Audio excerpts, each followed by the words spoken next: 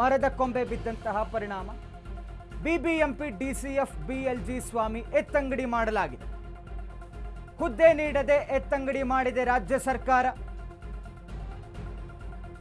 ಸ್ವಾಮಿ ಸ್ಥಾನಕ್ಕೆ ಸುದರ್ಶನ್ ಜಿಕೆ ಅವರನ್ನು ನೇಮಕ ಮಾಡಲಾಗಿದೆ.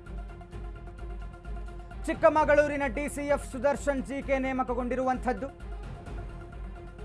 ಸುದರ್ಶನ್ ನೇಮಕ ಮಾಡಿ ರಾಜ್ಯ ಸರ್ಕಾರ ಆದೇಶವನ್ನು ಹೊರಡಿಸಿದೆ. ಮರದ ಕೊಂಬೆ ಬಿದ್ದು ಅಕ್ಷಯ್ ಸಾವನ್ನಪ್ಪಿರುವಂತಹ ಪ್ರಕರಣಕ್ಕೆ ಸಂಬಂಧಪಟ್ಟಂತೆ ಇದು ಜಿಬಿಎ ಅಧಿಕಾರಿಗಳ ನಿರ್ಲಕ್ಷ್ಯದಿಂದ ಆಗಿರುವಂಥದ್ದು ಅನ್ನುವಂಥ ವಿಚಾರಕ್ಕೆ ಯಾವುದೇ ಥರದ ಹುದ್ದೆಯನ್ನು ನೀಡದೆ ಎತ್ತಂಗಡಿ ಮಾಡಿದೆ ರಾಜ್ಯ ಸರ್ಕಾರ ಸ್ವಾಮಿ ಅವರನ್ನು.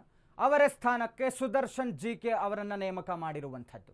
ಚಿಕ್ಕಮಗಳೂರಿನ ಡಿಸಿಎಫ್ ಸುದರ್ಶನ್ ಜಿಕೆ ಅವರನ್ನು ನೇಮಕ ಮಾಡಿರುವಂಥದ್ದು. ಜಿಬಿಎ ಅಧಿಕಾರಿಗಳ ನಿರ್ಲಕ್ಷ್ಯದಿಂದ ಈ ಥರದ ಪ್ರಕರಣಗಳಾಗ್ತಾ ಇರುವಂಥದ್ದು. ಸರಿಯಾದಂಥ ರೀತಿಯಾದಂಥ ಕ್ರಮಗಳನ್ನು ಕೈಗೊಳ್ತಾ ಇಲ್ಲ ಜಿಬಿಎ ಎನ್ನುವಂಥ ಕಾರಣಕ್ಕೆ ಗಾಳಿ ಸಹಿತ ಮಳೆಗೆ ಮರ ಬಿದ್ದಂಥ ಪರಿಣಾಮ ಅಕ್ಷಯ್ ಸಾವನ್ನಪ್ಪಿದ್ರು.